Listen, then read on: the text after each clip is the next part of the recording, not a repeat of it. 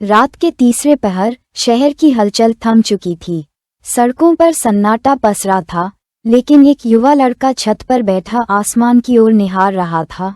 उसकी आंखों में प्रश्न थे, बेचैनी थी और एक गहरा मौन था जो उसकी आत्मा में उतर चुका था।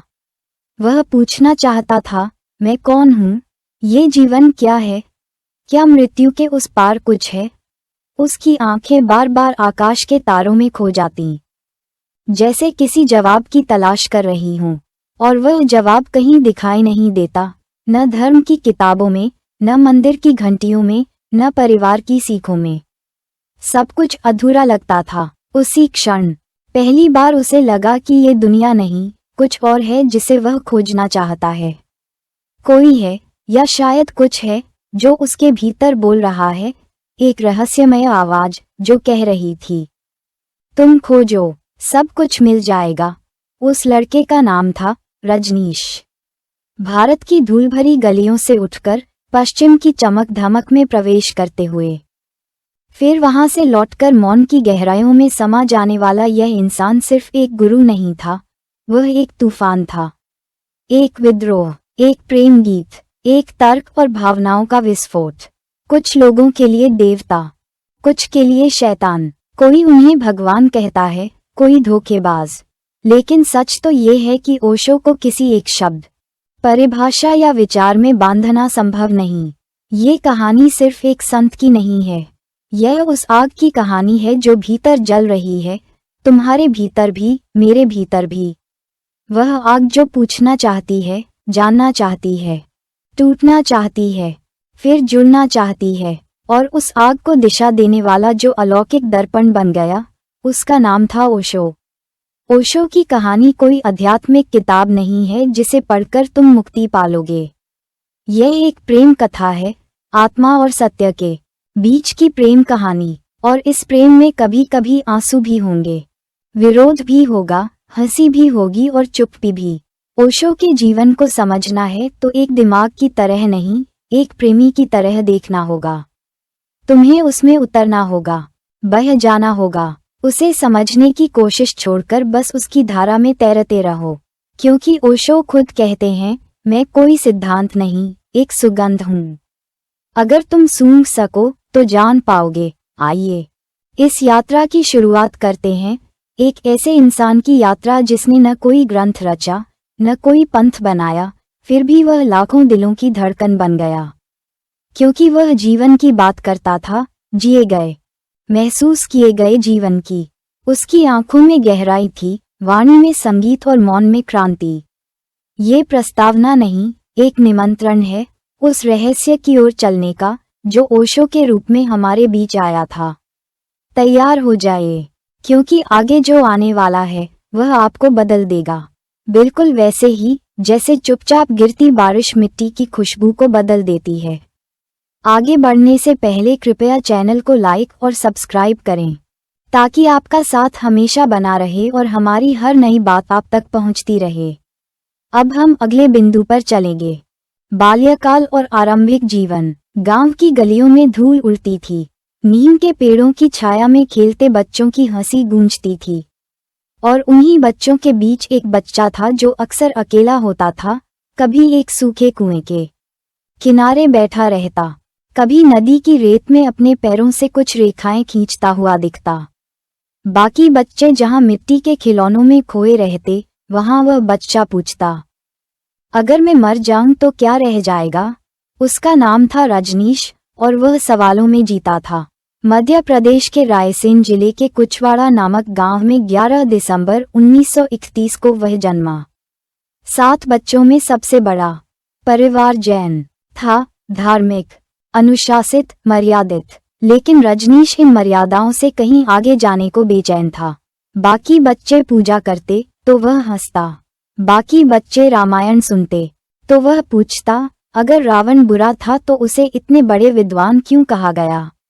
रजनीश की दादी माँ ही वह थीं जिन्होंने उसे खुला आकाश दिया। वे उसे कभी रोकती नहीं थीं। जब वह अकेले जंगल में चला जाता, नदी में घंटों तैरता रहता, सांप पकड़कर देखता तो माँ डर जाती, लेकिन दादी मुस्कुराती, ये कोई साधारण बालक नहीं है। दादी ही उसकी पहली गुरु थी, जिन्होंने उसे स्वतंत्रता दी, सोचने की, जानने की, गिरने और उठने की। रजनीश ने बाद में कहा, अगर मेरी दादी न होती तो शायद ओशो भी न होता। लेकिन उस स्वतंत्रता की एक कीमत थी, अकेलापन। वह अक्सर कहता, मैं बचपन से ही अकेला था, लेकिन कभी उदास नहीं। मेरा अकेलापन मेरी पहली मित्रता थी। बचपन में ही एक ऐसा हादसा हुआ जिसने उसे भीतर तक झकझोर दिया।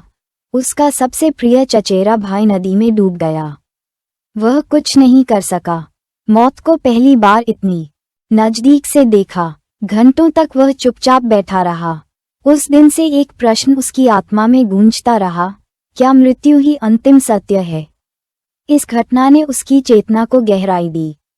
वह किताबें पढ़ने लगा, ईसा मसीह, महावीर, बुद्ध, कबीर, नानक। फिर चाहे वह अपने गांव की लाइब्रेरी हो या स्कूल की, जो भी हाथ आया उसने पढ़ डाला। 13 साल की उम्र में ही वह कहानियां नहीं, सवाल पढ़ने लगा। अगर ईश्वर है तो दुख क्यों है? अगर आत्मा अमर है तो फिर डर किसका? और इन सवालों के उत्तर उसे कहीं नहीं मिले। न मंदिर में, न किताबों में, न गुरुओं के उपदेशों में। उसकी एक और आदत थी, वह हंसता बहुत था। गंभीर प्रश्नों के बीच भी वह व्यंग्य करता, चुटकी लेता। उसके शिक्षक परेशान हो जाते, ये लड़का तर्क में सबको हरा देता है। लेकिन वह झुकता नहीं था। हर नियम को चुनौती देना जैसे उसका स्वभाव बन गया था। स्कूल के दिनों में ही वह एक बार एक सन्यासी से मिला। सन्यासी ने उसे प्रवचन देना चाहा। रजनीश ने कहा, क्या आपने आत्मा को देखा है? सन्यासी चुप हो गया। रजनीश ने कहा, तो फिर मौन रहिए, झूठ मत बोलिए। उसके भीतर विद्रोह था, लेकिन वह क्रूर नहीं था। वह जिज्ञासा थी, प्रेम था, साहस था, उस उम्र में भी जब बच्चे दादी की गोद में सोते हैं। वह मौत को समझना चाहता था। 16 साल की उम्र में उसका मन विश्वविद्यालय की पढ़ाई में लगा, लेकिन सवाल वही थे, वही विद्रोह, वही मौन का आकर्षण। उसके मित्र कहते, तू पागल है। वह हंसकर कहता, हाँ, मैं पागल हूँ, लेकिन इस पागलपन में ही शायद परमात्मा छिपा है। वह कहता, बचपन में जो खुलापन मुझे मिला, वो ही मेरी सबसे बड़ी पूंजी रही। मैंने किसी से डरना नहीं सीखा, न ईश्वर से, न मौत से, न समाज से। बचपन का ये चरण दरअसल ओशो के समूचे जीवन की बुनियाद था, जहां पहली बार उसने जीवन को आंखों में आंखें डालकर देखा, डर को चुनौती दी और मौन को मित्र बनाया। जो लोग पूछते हैं, ओशो की क्रांति कहाँ से शुरू हुई, उन्हें यही उत्तर है, उस छोटे से गांव में, एक बच्चे के भीतर, जो अपने आप से पूछता था, मैं कौन हूँ? यह वही बच्चा था जिसने आगे चलकर दुनिया से यही प्रश्न पूछा, और जवाब में उसने ध्यान की आंखें खोल दीं। अब हम अगले बिंदु पर चलेंगे, ज्ञान की प्यास और विद्रोही विद्यार्थी जीवन। जबलपुर का वह स्टेशन धूल से भरा हुआ था, गर्मी अपनी चरम सीमा पर थी, और उस भीड़ में एक पतला दुबला, आंखों में चमक लिए लड़का चुपचाप खड़ा था। उसके पास न कोई बड़ा सामान था, न किसी को विदा कहने की जल्दी। बस एक कंधे पर झोला, और भीतर जलती हुई कोई बेचैनी। वह अब अपने गांव से निकल रहा था, लेकिन उसकी तलाश अभी शुरू ही हुई थी। ये रजनीश की जबलपुर यात्रा की शुरुआत थी, कॉलेज, यूनिवर्सिटी और आत्मा की प्यास का नया अध्याय। वह कॉलेज में दाखिल हुआ, हिटलर, मार्क्स, नीत्शे और महावीर सबको एक साथ पढ़ते हुए। वह लाइब्रेरी में घंटों बैठा रहता। वहां का एक पुस्तकालयाध्यक्ष बाद में कहता था, रजनीश एक ही किताब को पढ़ता नहीं था। वह किताब में समा जाता था, लेकिन सिर्फ पढ़ना उसकी प्रकृति में नहीं था। उसे तर्क करना, चुनौती देना और मौलिक सोचना आता था। जब एक प्रोफेसर ने भगवान पर प्रवचन दिया, रजनीश ने क्लास के अंत में खड़े होकर कहा, क्या आप कभी भगवान से मिले हैं? प्रोफेसर चुप हो गया। रजनीश ने कहा, तब कल्पना को ज्ञान मत कहिए। कॉलेज में उसे रजनीश द रिबेल कहा जाने लगा, विद्रोही। घमंडी और कभी कभी खतरनाक भी। लेकिन वह मुस्कुराकर कहता, मैं सवाल करता हूँ ताकि तुम जाग सको। अगर मेरे शब्दों से तुम्हारी नींद टूटती है तो मेरा अपराध माफ करना। उसके लिए शिक्षा का मतलब था भीतर की गहराइयों में उतरना। वह कहता था, किसी विचारधारा में विश्वास मत करो, हर विचार को भीतर से टकराओ, जियो, देखो, फिर निर्णय लो। उसी दौरान उसकी मुलाकातें हुईं, नास्तिकों से, सन्यासियों से, जैन मुनियों से, सूफियों से। वह हर रंग को छूना चाहता था। एक बार एक जैन मुनि ने उसे आशीर्वाद दिया, तेरा उद्धार होगा।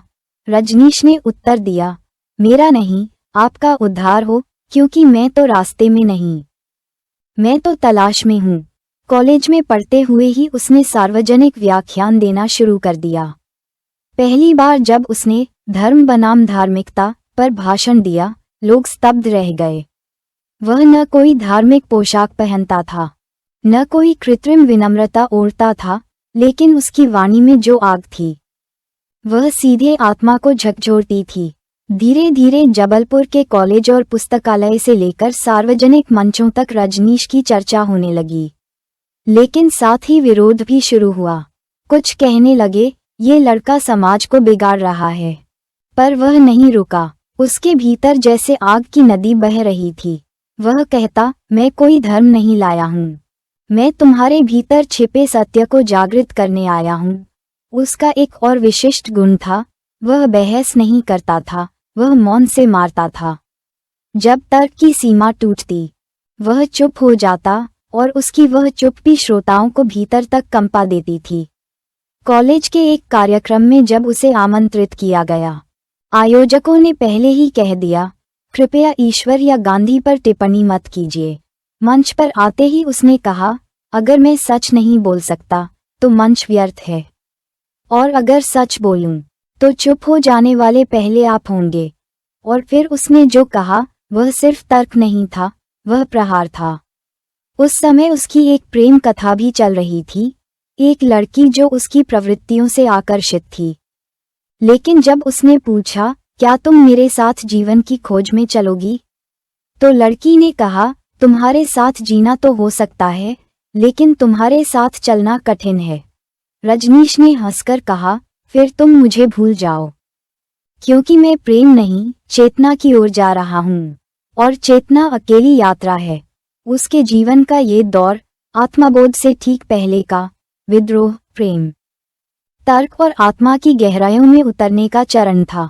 वह स्वयं को तैयार कर रहा था एक अग्नि परीक्षा के लिए जो 21वीं वर्षगांठ पर उसकी प्रतीक्षा कर रही थी। वह बार बार कहता, मैं कोई उत्तर नहीं दे रहा, मैं तुम्हें सवालों से भर रहा हूँ, ताकि एक दिन तुम स्वयं अपने भीतर से उत्तर खोजो। उसका विद्यार्थी जीवन दरअसल दुनिया को जगाने वाले एक तूफान का पूर्वाभास था। जैसे धरती कपकपाने से पहले मौन होती है, वैसे ही वह खुद भी एक अंतर्यात्रा की तैयारी कर रहा था। और फिर वह दिन आया, वह सुबह, जब वह बोधि वृक्ष के नीचे नहीं, लेकिन एक पुराने बरगद के नीचे बैठा था, और एक झोंका आया, एक मौन भीतर समा गया, और वह उठ खड़ा हुआ, नया, निर्वाण को छू चुका। यही होगी हमारी अगली कहानी, प्रेम और ध्यान की पहली झलक। आत्मबोध की घटना। ये कहानी एक ऐसे क्षण की है जो जीवन की परिभाषा को बदल देता है। एक ऐसा क्षण जिसे शब्दों में नहीं पिरोया जा सकता, लेकिन अगर तुम आंखें बंद करोगे और भीतर झांकोगे, तो शायद वह स्पर्श तुम्हारे भीतर भी हो सके। वह मार्च की एक गर्म दोपहर थी। जबलपुर शहर धूप से झुलस रहा था। पेड़ स्थिर थे, हवा ठहरी हुई थी, लेकिन एक युवा, रजनीश, अपने भीतर किसी तूफान की आहट सुन रहा था। कई दिनों से वह सो नहीं पाया था। ना कोई बीमारी थी, ना चिंता, बस एक बेचैनी जो उसकी आत्मा में उतर गई थी। उस रात 21 मार्च 1953 वह अपने घर से चुपचाप निकला। शहर की सड़कों पर हल्का सा सन्नाटा था। कोई नहीं जानता था कि उस युवक के साथ क्या घटने वाला है। न उसके परिवार को, न दोस्तों को, और शायद खुद रजनीश को भी नहीं। वह जबलपुर के कृष्णमूर्ति बगीचे में पहुंचा। बरगद का एक पुराना पेड़, उसके नीचे घास, फूल, मिट्टी और एक गहरा मौन। वह बैठ गया, बिना किसी विशेष आसन के, बिना किसी विधि के, बस बैठ गया, मौन, अकेला, तैयार। मैं न कुछ कर रहा था, न कुछ चाह रहा था। मैं बस वहां था, और तभी कुछ टूटा, कुछ भीतर गिरा, और कुछ नया जन्मा, उसने बाद में कहा। उस क्षण समय ठहर गया, मन शांत हो गया, विचार जैसे वाष्पित हो गए। रजनीश के भीतर एक प्रकाश फूट पड़ा, जैसे हजारों सूरज एक साथ उगाए हों। उसका शरीर वहीं बैठा रहा, लेकिन उसकी चेतना ब्रह्मांड में उड़ गई। वह कहता है, उस रात पहली बार मुझे अनुभव हुआ कि मैं शरीर नहीं हूँ, मैं मन नहीं हूँ, मैं कुछ और हूँ, कुछ ऐसा जो मृत्युहीन है, अजर है, अमर है। वह अनुभव कोई विचार नहीं था, वह प्रेम था। लेकिन ये प्रेम किसी स्त्री से नहीं, किसी व्यक्ति से नहीं, ये प्रेम अस्तित्व से था। वह खुद अस्तित्व बन गया था, वह ध्यान बन गया था। उसके शब्दों में कहें, मैं पिघल गया, मैं बह गया, मैं मिट गया, और जो बचा वो ओशो था। उस रात वह रोया भी, हंसा भी, उसकी आंखों से आंसू बहते रहे, लेकिन उसमें दुख नहीं था। वह हंसता रहा, लेकिन उसमें कोई मजाक नहीं था। वह अपने भीतर पहली बार ऐसा मौन देख रहा था, जिसकी कोई सीमा नहीं थी। सुबह जब वह उठकर वापस लौटा, तो वही सड़कें, वही लोग, वही घर थे, लेकिन रजनीश अब वैसा नहीं था। वह अब कोई नहीं था, वह शून्य बन चुका था। उसने अपनी डायरी में लिखा, वह क्षण जब मैं मिट गया, उसी क्षण में जन्मा, और तब से जो भी हुआ है, वह उसी मौन की गूंज है। उस अनुभव ने उसकी दृष्टि, वाणी, जीवन सब बदल दिए। अब वह जो बोलेगा, वह व्यक्तिगत नहीं होगा, वह अस्तित्व की वाणी होगी। अब जो वह जिएगा, वह रजनीश का नहीं, शुद्ध चेतना का जीवन होगा। वह आत्मबोध, वह समाधि, उसकी खोज का अंत नहीं थी, बल्कि शुरुआत थी। अब वह अकेले नहीं जिएगा, अब वह बांटेगा। अब वह सिर्फ साधक नहीं रहा, अब वह राह बन गया। लेकिन उसकी यात्रा आसान नहीं थी। जब कोई अपनी आत्मा को पा लेता है, तो समाज उसे खतरा समझता है। अब वह समाज को उसी आत्मा के दर्पण में दिखाने वाला था, और वह दर्पण कई चेहरों को चुभने वाला था। पर इस बिंदु से वह जीवन के पार जा चुका था। अब उसका जीवन सिर्फ रजनीश नहीं था, वह स्रोत बन चुका था, जहां से ध्यान, प्रेम, विद्रोह और चेतना की गंगा बहने वाली थी। अब हम अगले बिंदु की ओर बढ़ेंगे, प्रवचनकर्ता से गुरु बनने तक का सफर। शहर का एक छोटा सा हॉल, बेंचों पर बैठे कुछ दर्जन लोग, सामने एक युवक, सामान्य वस्त्र, शांत चेहरा, लेकिन आंखें गहराइयों में उतरती हुई। जब वह बोलना शुरू करता है, तो लगता है जैसे शब्द नहीं, कोई दरवाजा खुल रहा हो। भीड़ कम होती, लेकिन हर व्यक्ति उसके शब्दों से भीतर तक हिल जाता। ये रजनीश का शुरुआती प्रवचनों का दौर था। जबलपुर, मुंबई, अहमदाबाद, इंदौर, नागपुर जैसे शहरों में छोटे छोटे आयोजनों में आमंत्रित किए जाने का सिलसिला शुरू हो चुका था। लेकिन वह कोई धार्मिक नेता जैसा नहीं दिखता था। न भगवा वस्त्र, न लंबी दाढ़ी, न हाथ में माला। वह मंच पर चढ़कर सीधा बोलता था, बिना डर, बिना लागल पेट के।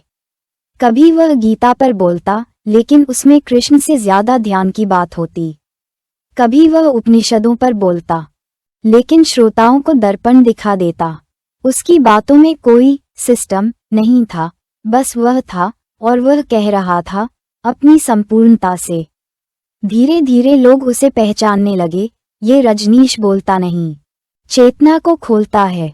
1960 के दशक में मुंबई के कुछ बड़े व्यापारियों, बुद्धिजीवियों और युवा साधकों की नज़र उस पर पड़ी।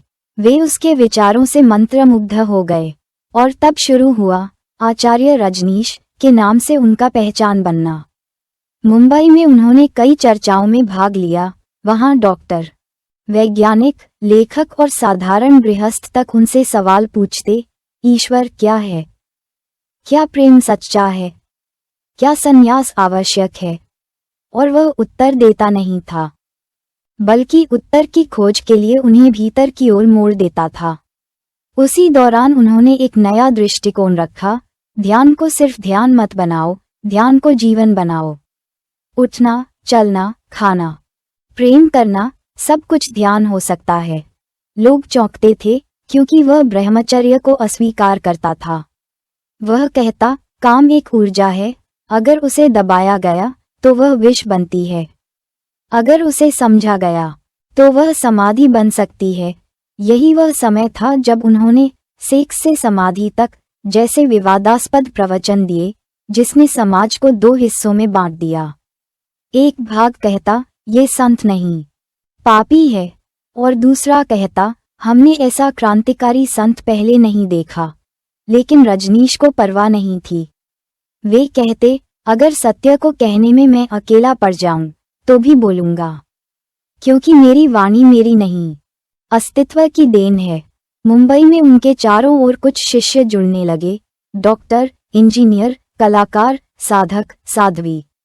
वे उन्हें आचार्य जी कहते, लेकिन वह मुस्कुराकर कहते, मैं आचार्य नहीं, तुम्हारा दर्पण हूँ। जब तुम खुद को देख सको तब मुझे भूल जाना। उस समय वे किसी संगठन का हिस्सा नहीं थे, कोई संप्रदाय नहीं बना था। बस एक खुला संवाद था जो धीरे धीरे एक लहर बन रहा था। एक दिन एक साधिका, लावणी, जो बाद में उनकी प्रमुख अनुयायी बनी, ने उनसे पूछा, आचार्य जी, क्या आप हमारे गुरु बनेंगे?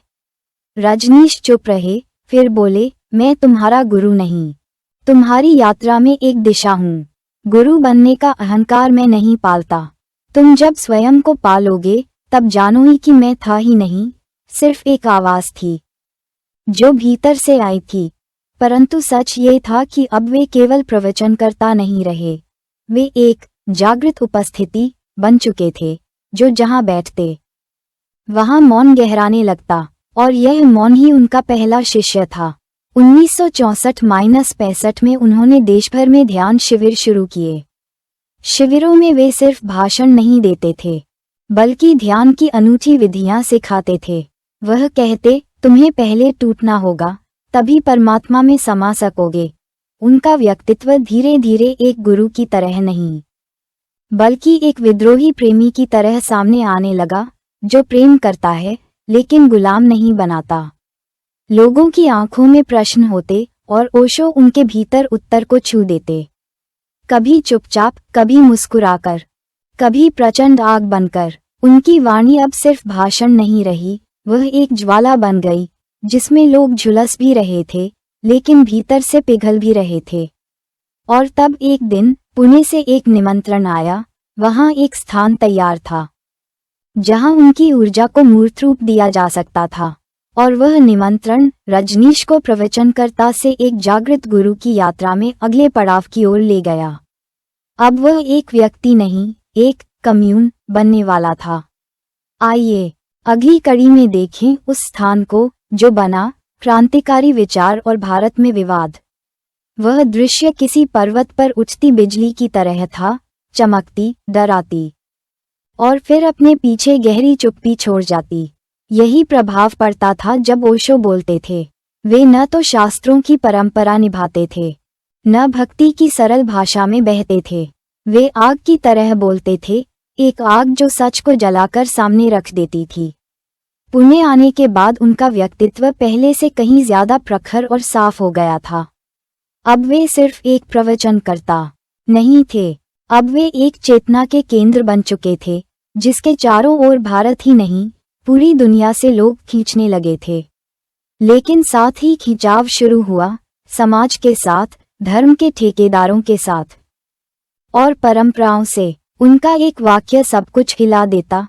गांधी एक गहरा पाखंड था, लोग सन रह जाते। धर्म ग्रंथों में सिर्फ शब्द हैं, सत्य नहीं। पंडित क्रोधित हो जाते। सेक्स पाप नहीं है, रिप्रेस करना पाप है। धार्मिक संगठन बिफर जाते। लेकिन ओशो मुस्कुराते रहते, अगर मेरी बातों से तुम्हारा झूठ टूटता है तो मुझे अपराधी मानो, मुझे स्वीकार है। भारत का समाज उस समय एक विशेष प्रकार की मानसिकता में था, जहां एक तरफ स्वतंत्रता थी तो दूसरी तरफ मानसिक गुलामी। धर्म को लेकर संकोच, सेक्स को लेकर चुप्पी और साधु संतों को लेकर एक भ्रम, इन सभी को ओशो एक एक करके तोड़ते जा रहे थे। उन्होंने सेक्स पर खुलकर बात की। सेक्स से समाधि तक सिर्फ एक किताब नहीं थी, यह एक चुनौती थी पूरे भारतीय नैतिकतावाद को। जिस बात से तुम डरते हो उसी के पार तुम्हारा मोक्ष छिपा है। उन्होंने कहा, मैं सेक्स का समर्थन नहीं कर रहा, मैं चेतना की बात कर रहा हूँ। लेकिन चेतना के रास्ते में जो पहला कदम है उसे दबाकर तुम कभी शिखर तक नहीं पहुँच सकते। धर्म को लेकर उनका दृष्टिकोण भी अलग था। वे कहते थे, धर्म मंदिरों में नहीं, श्वासों में है। जो व्यक्ति जागृत है वही धार्मिक है, और जो केवल दोहराता है वह भक्त नहीं, बंदर है। उन्होंने गांधीवाद को भी परखा। गांधी के उपवास अहंकार के थे, उनका ब्रह्मचर्य रिप्रेशन था। वे आध्यात्मिक नहीं, राजनैतिक खिलाड़ी थे। भारत एकदम हिल गया। जो व्यक्ति खादी पहनकर मंच पर आता था उसे साधु समझा जाता था। लेकिन ओशो ने कहा, अगर सत्य खादी से आता होता तो हर खादी पहनने वाला ज्ञानी होता। लेकिन सत्य भीतर की बात है, वस्त्र की नहीं। उनके विरोध में लेख छपने लगे। राजनीतिक पार्टियां नाराज हो गईं। धार्मिक संत खुलेआम उन्हें नास्तिक कहने लगे।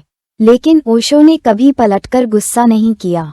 वे सिर्फ मुस्कुराकर कहते, मैं यहाँ सत्य बोलने आया हूँ, न कि भीड़ को खुश करने। वे कहा करते थे, अगर मैं तुम्हारे झूठ को तोड़ रहा हूँ तो मुझे गालियाँ मत दो, धन्यवाद दो, क्योंकि यह तुम नहीं, तुम्हारा भ्रम टूट रहा है धीरे धीरे। ओशो की बातें भारत के युवाओं को अपनी ओर खींचने लगीं। वे पहली बार किसी ऐसे गुरु को देख रहे थे जो उन्हें डराता नहीं था, जो उन्हें सिर्फ नियम नहीं देता था, जो कहता था, जियो, प्रेम करो, नाचो और होश में आओ। पुणे का आश्रम धीरे धीरे एक प्रयोगशाला बनता जा रहा था। वहाँ संगीत था, नृत्य था, ध्यान था, मौन था और सबसे ज्यादा था सत्य की सीधी टक्कर। लेकिन हर प्रयोग में आग होती है, और ओशो का प्रयोग अब इतना तीखा हो चुका था कि भारत का पारंपरिक ढांचा उससे डरने लगा था। मीडिया में हेडलाइंस आने लगीं, ओशो समाज को बिगाड़ रहे हैं, ओशो सेक्स के नाम पर युवाओं को भटका रहे हैं, ओशो हिंदू धर्म के खिलाफ हैं। और ओशो कहते, मीडिया का धर्म है झूठ फैलाना, मेरा धर्म है भीतर का दीपक जलाना। आश्रम पर नजर रखी जाने लगी। भाषणों पर प्रतिबंध लगाने की बातें उठीं, लेकिन साथ ही विदेशी साधक पुणे आने लगे, अमेरिका, यूरोप, ऑस्ट्रेलिया से, और एक नए युग की शुरुआत होने लगी। ओशो अब सिर्फ भारत के गुरु नहीं रहे, वे अब वैश्विक चेतना के स्तंभ बनते जा रहे थे। लेकिन उनके विचारों की तीव्रता के कारण भारत उन्हें स्वीकार नहीं कर पाया। एक ऐसा देश जिसने बुद्ध, कबीर और नानक को जन्म दिया था, वह अब ओशो से डरने लगा था। और तब ओशो ने एक बड़ा निर्णय लिया। एक नया अध्याय शुरू होने वाला था, एक ऐसा अध्याय जो इतिहास में क्रांति और विवाद दोनों के रूप में दर्ज होगा। अब हम बढ़ेंगे उस प्रयोगशाला की ओर। ध्यान, सेक्स और अध्यात्म का संबंध। रात्रि का समय था। पुणे आश्रम के बगीचे में हल्की रोशनी थी। कहीं से बांसुरी की धीमी स्वर लहरियां हवा में बह रही थीं। और उस वातावरण में एक युवक बैठा था, आंखें खोली हुई, पर भीतर देखता हुआ। वह उलझन में था। उसी की तरह कई लोग थे जिनके भीतर काम था, प्रेम था, वासना थी, लेकिन साथ ही खोज भी थी, परम की। वह जानना चाहता था, क्या वासना और समाधि एक दूसरे के विरोध हैं? क्या सेक्स और ध्यान में कोई पुल संभव है? उस दिन ओशो मंच पर आए। लंबा मौन, फिर बोले, हर जीव की यात्रा दो सिरों के बीच होती है, सेक्स और समाधि। एक शरीर से उत्पन्न होती है, दूसरी आत्मा में विलीन हो जाती है। अगर तुम बीच में अटक गए तो न सेक्स मिला, न समाधि। श्रोताओं में सन्नाटा छा गया। ओशो आगे बोले, मैं तुम्हें वासना की ओर नहीं ले जा रहा हूँ, मैं तुम्हें उसकी आंखों में आंखें डालकर देखने को कह रहा हूँ। जब तुम बिना अपराधबोध, बिना भय, बिना पाखंड के सेक्स को देख लोगे, वह बदल जाएगा, वह ऊर्जा ध्यान में बदल जाएगी। फिर उन्होंने एक कहानी सुनाई। एक युवक था जो वर्षों से साधु था, लेकिन उसकी आंखों में अशांति थी। जब वह ओशो से मिला तो ओशो ने पूछा, क्या तुम कभी प्रेम में पड़े? युवक बोला, नहीं, मैं ब्रह्मचारी रहा। ओशो हंसे, इसलिए तुम्हारा ध्यान कभी गहराया नहीं। तुमने सीढ़ी छोड़ी और शिखर की बात करते हो। ये बात कई लोगों को चुभी। धार्मिक समाज ने तीखा विरोध किया, कहा, ओशो युवाओं को भटका रहे हैं। ओशो मुस्कराए, मैं उन्हें मोक्ष की सीढ़ी पर रख रहा हूँ। लेकिन तुम्हारी आंखें इतनी भरी हैं भय से कि तुम्हें हर रोशनी पाप लगती है। ओशो ने स्पष्ट किया, सेक्स को दबाना मत, उसे जानो, उसकी गहराई में जाओ, उसका स्वाद लो, पूरे होश के साथ, ध्यान के साथ। तुम पाओगे कि वही ऊर्जा बदल गई है। अब उसमें तृष्णा नहीं, संगीत है। वे कहा करते थे, सेक्स चेतना का बीज है। अगर होश में हो तो वही बीज फूल बन जाता है, ध्यान का, प्रेम का, करुणा का। उनका ये दृष्टिकोण क्रांतिकारी था, क्योंकि भारत की आध्यात्मिक परंपरा में सदियों से सेक्स को गंदगी माना गया था। महात्मा बनने के लिए वासना से भागना अनिवार्य माना गया था, लेकिन ओशो ने उसे ज्ञान का प्रवेश द्वार बताया। उन्होंने कहा, ध्यान तब गहरा होता है जब तुम्हारे भीतर कोई दमन नहीं रहता, जब शरीर के सारे द्वार खुले होते हैं, तभी आत्मा का द्वार भी खुलता है। उन्होंने ध्यान और सेक्स के बीच एक अद्भुत पुल रचा, जिसे उन्होंने डायनामिक मेडिटेशन के माध्यम से प्रयोग किया। इसमें नृत्य था, चीख थी, रोना था, हंसी थी, मौन था, सब कुछ। और जब साधक उस ऊर्जा के साथ पूरी तरह बहता था, तो अंत में मौन उतरता था। ओशो कहते थे, सेक्स एक शक्ति है, लेकिन तुमने उसे पाप कहा, इसलिए वह अंधेरे में पलकर विकृत हो गई। अब मैं उसे प्रकाश में लाना चाहता हूँ, ताकि वह शक्ति प्रेम बन सके, करुणा बन सके, ध्यान बन सके। उन्होंने कामसूत्र को एक आध्यात्मिक ग्रंथ बताया। बोले, वात्स्यायन कोई विलासी नहीं था, वह एक ज्ञानी था जिसने शरीर को समझा, मन को समझा और इस यात्रा को पूर्णता तक पहुंचाया। बहुत लोगों ने इसका मजाक उड़ाया, कहा, सेक्स से ध्यान, ये कैसे संभव है? ओशो ने मुस्कराकर कहा, ध्यान वहीं से शुरू होता है जहां तुम हो। अगर तुम काम में हो तो वहीं से शुरुआत होगी। ध्यान कोई पहाड़ की चोटी नहीं है, वह तुम्हारे ही भीतर का द्वार है, जो किसी भी स्थिति में खुल सकता है, अगर तुम पूरी तरह सजग हो। ये सजगता ही ओशो की कुंजी थी। वे कहते थे, जब तुम सेक्स में हो तो पूरी तरह हो, न तुम्हारा मन अतीत में हो न भविष्य में। बस यही चेतना धीरे धीरे तुम्हें ध्यान में बदल देगी।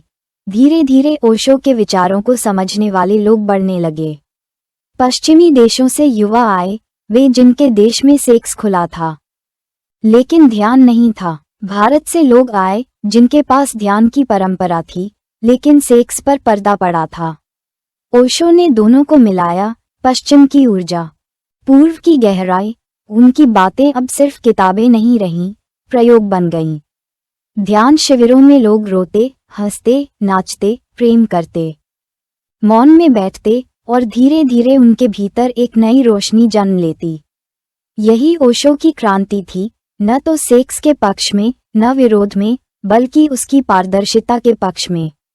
न तो ध्यान को छोड़कर, न शरीर को दबाकर, बल्कि दोनों को एक साथ, सजगता के साथ जीने में। आज जब दुनिया माइंडफुलनेस और तंत्र की बातें कर रही है, तब ओशो की बातें और भी स्पष्ट हो उठती हैं। वे समय से आगे थे। उन्होंने जो कहा वह बाद में दुनिया ने समझा। अब हम बढ़ते हैं उस सबसे विवादास्पद अध्याय की ओर, अमेरिका यात्रा और रजनीशपुरम का निर्माण। 1970 का दशक था। भारत में ओशो की ख्याति दिन प्रतिदिन बढ़ रही थी। पुणे आश्रम अब सिर्फ एक साधना का केंद्र नहीं रहा था, वह ऊर्जा, विद्रोह, प्रेम और खोज का केंद्र बन गया था। लेकिन साथ ही साथ ओशो के विचारों ने परंपरावादियों के भीतर भय और क्रोध पैदा कर दिया था। उनकी बातें खुली थीं, क्रांतिकारी थीं, और भारत उस समय इतनी खुली हवा के लिए तैयार नहीं था। राजनीतिक दबाव, धार्मिक कट्टरता और सामाजिक विरोध की वजह से ओशो के लिए भारत में कार्य करना कठिन होता जा रहा था। और तभी एक नया सपना आकार लेने लगा, एक ऐसी भूमि जहां उनके विचार बिना किसी रुकावट के फले फूले। और इस सपने को साकार करने निकली मां आनंद शीला। शीला ओशो की अत्यंत समर्पित शिष्या थी। उसकी आंखों में आग थी, संकल्प था और एक तीव्र आकांक्षा ओशो के लिए स्वर्ग रचने की। उसने अमेरिका में जमीन खोजनी शुरू की और अंततः ओरेगन राज्य में एक सुनसान बंजर जमीन को चुना जहां कोई नहीं था, पर संभावनाएं थीं। 1981 में ओशो चुपचाप अमेरिका चले गए, मौन व्रत के साथ। उन्होंने बोलना बंद कर दिया था, बस मौन। और मौन की भाषा। उस वीरान जमीन पर शुरू हुआ निर्माण, एक नए नगर का निर्माण, रजनीशपुरम। रेगिस्तान की उस धूल में हजारों सन्यासियों ने अपने हाथों से एक आश्चर्य रच डाला। कुछ ही वर्षों में वहां सड़कें बनी, भवन बने, खेतों में हरियाली आई, बिजली आई, जल प्रबंधन हुआ और एक पूरी सभ्यता उभर आई जिसे कोई स्वप्न भी नहीं कह सकता था। लोग कहते हैं कि ओशो के सन्यासियों ने एक यूफोरिया रच दिया था, जहां धर्म था, संगीत था, विज्ञान था, मेडिटेशन था, प्रेम था और हर दिशा में रचना थी। दिन की शुरुआत होती थी ध्यान से और समाप्त होती थी नृत्य और मौन से। लोग जीते थे बिना किसी संकीर्ण नैतिकता के, लेकिन अत्यधिक सजगता के साथ।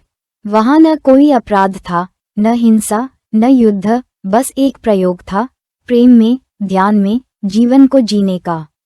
लेकिन अमेरिका का राजनीतिक तंत्र इस क्रांति को कैसे बर्दाश्त करता? रजनीशपुरम का फैलता प्रभाव और उसके भीतर की स्वतंत्रता अमेरिकी सरकार को खटकने लगी। वे डरने लगे, ये तो एक वैकल्पिक समाज बन रहा है जो हमारी व्यवस्था से बाहर है। मां आनंद शीला ने इसे चुनौती की तरह लिया। उसने कानूनी लड़ाइयां लड़ी, सरकार से टकराई और हर हाल में आश्रम की रक्षा करने को तैयार रही। पर इसी दौरान ओशो का मौन टूटा और उन्होंने देखा कि शीला धीरे धीरे एक राजनेता बन गई थी, जिसमें प्रेम की जगह रणनीति आ गई थी। ओशो ने उसे बुलाया और कहा, अब बहुत हो गया, वापस लौटो प्रेम की ओर। लेकिन शीला तैयार नहीं थी। वह रजनीशपुरम को एक सत्ता बनाना चाहती थी और ओशो केवल एक मौन क्रांति। शीला अंततः रातों रात आश्रम से भाग गई।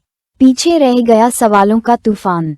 उसके बाद अमेरिकी सरकार ने ओशो पर झूठे आरोप लगाए, वीजा धोखाधड़ी, शरणार्थियों की हेराफेरी, यहाँ तक कि बायोटेररिज्म जैसे संगीन मामले।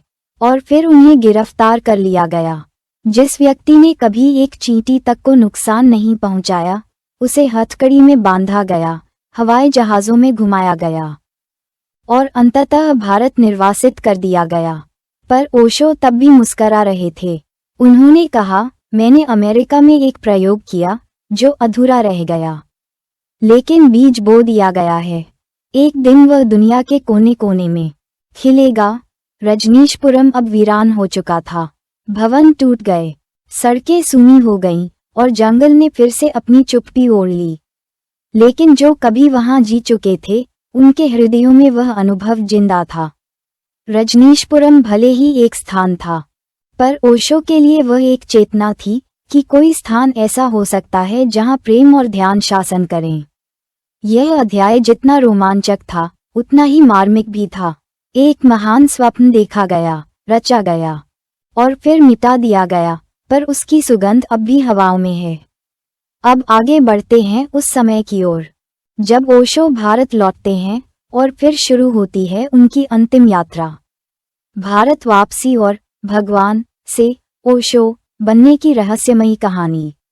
एक लंबी, थकी हुई उड़ान के बाद जब ओशो भारत की धरती पर उतरे, तो हवा में कुछ बदला बदला सा था। यह वही भारत था जहां से वे निकले थे, पर अब वह पहले जैसा नहीं था। ओशो अब सिर्फ एक व्यक्ति नहीं थे, वे एक आंदोलन बन चुके थे। लेकिन उनके चेहरे पर वही नर्म मुस्कान थी, जैसे वे कह रहे हों, मैं लौट आया हूँ। लेकिन समय की गोद में कुछ बदलकर 1985 का वह समय था जब ओशो अमेरिका से निर्वासित होकर वापस पुणे लौटे। दुनिया ने उन्हें भगोड़ा कहा, खतरनाक कहा, और भारत में भी उनके लिए स्वागत की कोई विशेष तैयारी नहीं थी। लेकिन ओशो जानते थे कि वे जहां भी होंगे वहां चेतना की ज्योति प्रज्वलित होगी। पुणे में उनका आश्रम फिर से जाग उठा, और इस बार यह पहले से भी ज्यादा अंतर्राष्ट्रीय हो गया था। America, Germany, Japan, France, Brazil, हर जगह से लोग आने लगे, और उनके पास एक ही सवाल होता, ओशो, आपने अमेरिका में क्या देखा, क्या सीखा? ओशो अक्सर हंसते और कहते, मैंने वहां दुनिया को देखा बिना मास्क के। अब धीरे धीरे एक और परिवर्तन शुरू हुआ, एक आंतरिक, मौन, रहस्यमयी परिवर्तन। पहले वे स्वयं को भगवान श्री रजनीश कहते थे। उनके शिष्य उन्हें भगवान कहकर पुकारते थे, प्रेम और श्रद्धा से। लेकिन अब वे इस शब्द से अजीब दूरी महसूस करने लगे। एक दिन ध्यान सत्र में उन्होंने अपने करीब बैठे कुछ सन्यासियों से कहा, क्या तुम जानते हो कि मैं अब भगवान नहीं हूँ? सब सन रह गए। क्या उन्होंने सही सुना? ओशो बोले, भगवान शब्द अब बोझ जैसा लगने लगा है। लोग मेरी पूजा करने लगे हैं, मुझसे डरने लगे हैं। लेकिन मैं कोई मूर्ति नहीं, मैं तो प्रेम का आईना हूँ। मैं चाहता हूँ तुम मुझे समझो, न कि पूजो। फिर शुरू हुआ एक आंतरिक आंदोलन, स्वयं को एक नए नाम से पुकारने का। उन्होंने अपने विचारों की गहराइयों में उतरते हुए कहा, ओशो, ये नाम मुझे बुला रहा है। ये जापानी ज़ेन परंपरा से आया है। इसका अर्थ है ऑनरेबल वन, अति श्रद्धेय, लेकिन उसमें कोई ईश्वरत्व नहीं है, बस एक जागरूकता है, एक उपस्थिति। और धीरे धीरे शिष्य भी भगवान की जगह ओशो कहने लगे। फिर एक दिन उन्होंने मंच पर आकर स्पष्ट शब्दों में कहा, अब से मुझे ओशो कहा जाए। भगवान की भूमिका अब पूरी हुई। यह एक बड़ी बात थी। कोई भी व्यक्ति जिसे दुनिया ने भगवान बना दिया हो, वह अपनी ईश्वर की उपाधि स्वयं त्याग दे। यह शायद पहली बार हुआ था। ये बदलाव महज एक नाम का नहीं था, यह उनके जीवन की दर्शन की यात्रा का नया चरण था। अब ओशो और भी सहज और भी पारदर्शी हो गए। वे मौन के बीच से बोलते, हंसी में रहस्य की कुंजियां छोड़ते, और एक अजीब सी नजाकत के साथ जीवन की गंभीरतम बातों को बच्चों की तरह समझाते। ओशो ने कहा, भगवान होना कोई उपलब्धि नहीं है, बल्कि एक पिंजरा है, और मैंने वह पिंजरा तोड़ दिया है। उनके इस परिवर्तन से कई लोग चकित थे। कुछ उनके और भी करीब हो गए, तो कुछ भ्रमित। लेकिन ओशो को किसी की स्वीकृति की जरूरत नहीं थी। वे तो उस सत्य की खोज में थे जो किसी नाम, उपनाम, धर्म या संस्कृति से परे है। उनके शिष्यों के लिए ये नाम परिवर्तन एक आंतरिक शुद्धि की प्रक्रिया बन गई। वे अब सिर्फ ओशो के शिष्य नहीं थे, वे अपने भीतर के ओशोत्व को जगाने लगे। इस दौरान ओशो की ऊर्जा में भी बदलाव दिखने लगा। वे अब और भी प्रकाशमान और भी संवेदनशील हो गए थे।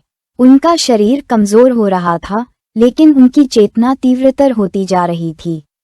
उन्होंने कहना शुरू किया, मेरे शरीर को कुछ हो रहा है, जैसे कोई धीमा जहर हो। शायद अमेरिका में मेरे साथ कुछ हुआ था। इस विषय पर आगे हम चर्चा करेंगे।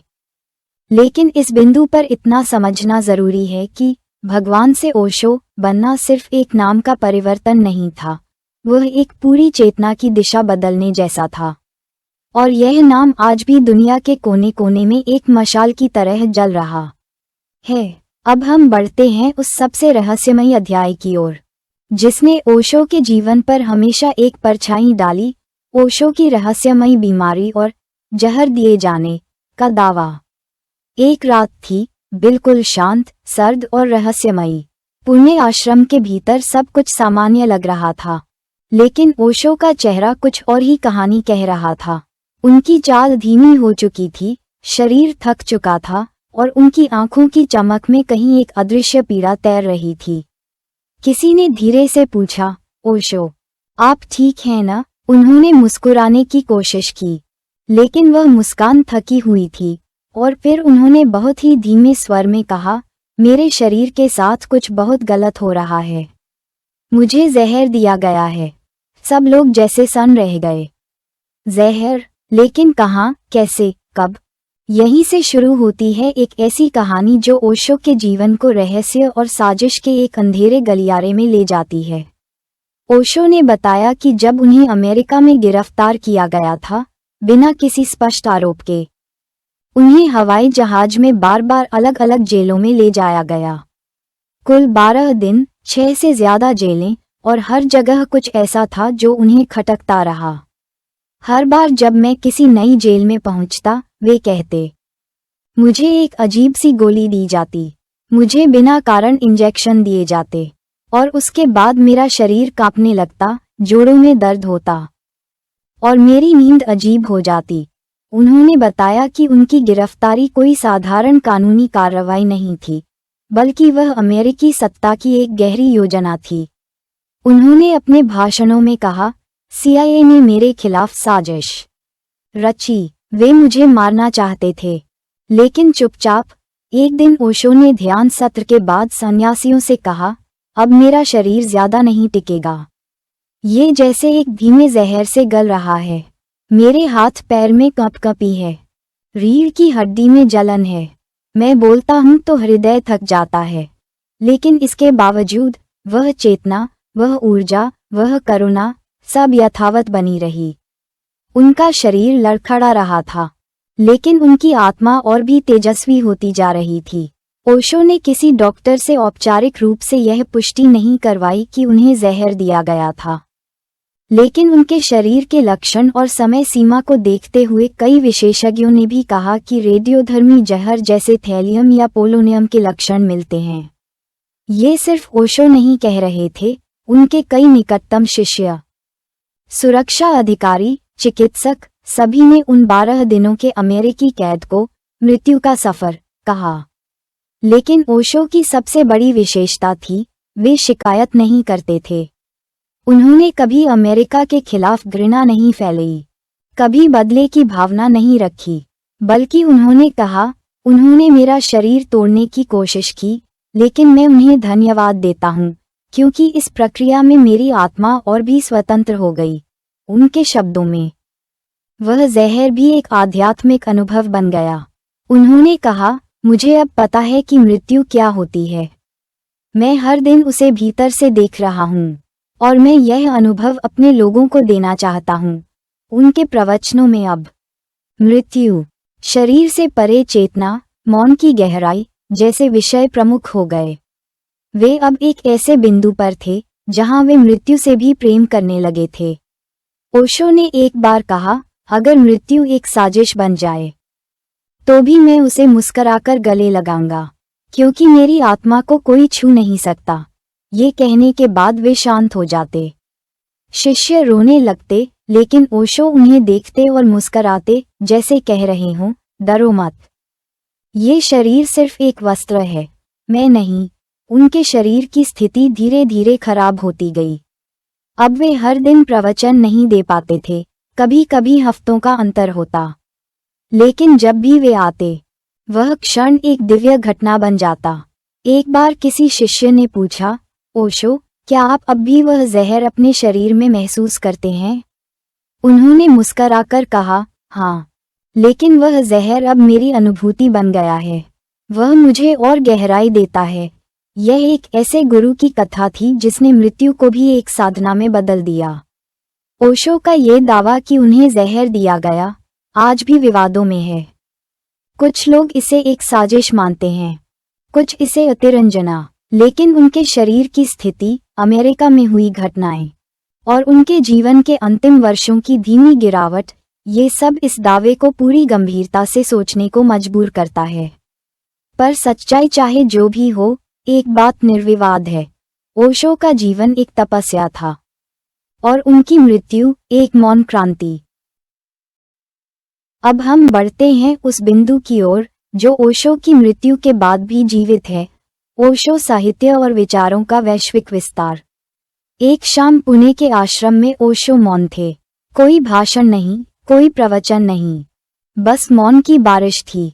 शिष्य शांत बैठे थे, जैसे कोई भी शब्द उस वातावरण को भंग कर देगा। तभी एक विदेशी सन्यासी धीरे से उठा और बोला, ओशो, जब आप नहीं होंगे तब हम आपके विचारों को कैसे जीवित रखेंगे? ओशो ने आंखें खोलीं, मुस्कराए और बोले, मुझे शब्दों में मत ढूंढो, लेकिन अगर ढूंढना ही है तो मेरे शब्दों को जला मत देना।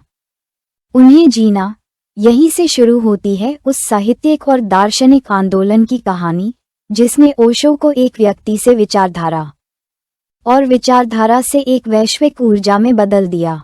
ओशो ने अपने जीवन में लगभग 6000 से अधिक प्रवचन दिए, जो बाद में हजारों पुस्तकों, ऑडियो और वीडियो टेप्स के रूप में संरक्षित किए गए। ये प्रवचन धर्म, ध्यान, राजनीति, प्रेम, जीवन, मृत्यु, ईश्वर, तंत्र, जैन, सूफी और विज्ञान जैसे हर विषय पर थे। ये सिर्फ भाषण नहीं थे, ये जीवन के हर रंग का दर्शन थे, चटख भी, शांत भी, विद्रोही भी और मधुर भी। इन प्रवचनों को दुनिया भर में शिष्यों ने अनुवाद किया, फ्रेंच, जर्मन, जापानी, स्पेनिश, रूसी, चाइनीज, डच, हिब्रू और तमाम भारतीय भाषाओं में। ओशो अब केवल भारत के नहीं, बल्कि दुनिया के हो चुके थे। लेकिन यह विस्तार कोई योजनाबद्ध प्रचार नहीं था। ओशो का कोई मिशनरी अभियान नहीं था, न कोई संगठन जो जबरन उनके विचार फैलाए। ये तो बस प्रेम की लहर की तरह फैला, 1 से 2, 2 से 100 और 100 से लाखों में। उदाहरण के लिए, एक जापानी युवा तोशिहिको जब ओशो से मिलने पुणे आया था, तब वह जीवन से ऊब चुका था। ओशो की किताब द बुक ऑफ सीक्रेट्स पढ़ने के बाद उसके जीवन का अर्थ ही बदल गया। लौटकर उसने जापान में ओशो पुस्तकालय शुरू किया और आज वहां ओशो की 1000 से ज्यादा किताबें मौजूद हैं। ओशो का साहित्य किसी एक विचारधारा की कैद में नहीं था। उन्होंने बुद्ध को समझाया, लेकिन अपनी शैली में। उन्होंने कृष्ण, महावीर, यीशु, लात्से, कबीर, मीरा, पतंजलि और गोरखनाथ को उतनी ही सुंदरता से छुआ जितनी सहजता से उन्होंने मार्क्स, नीत्शे और फ्रॉइड को। वह किसी परंपरा के नहीं थे, पर हर परंपरा को उन्होंने भीतर से जीकर बाहर से तोड़ा। यही कारण है कि ओशो की पुस्तकें आज भी बेस्ट सेलर हैं, अमेज़न पर, लाइब्रेरीज में, विश्वविद्यालयों के पाठ्यक्रमों में। भारत से लेकर अमेरिका, जर्मनी, रूस, ब्राज़ील, अर्जेंटीना तक ओशो की किताबें पढ़ी जाती हैं।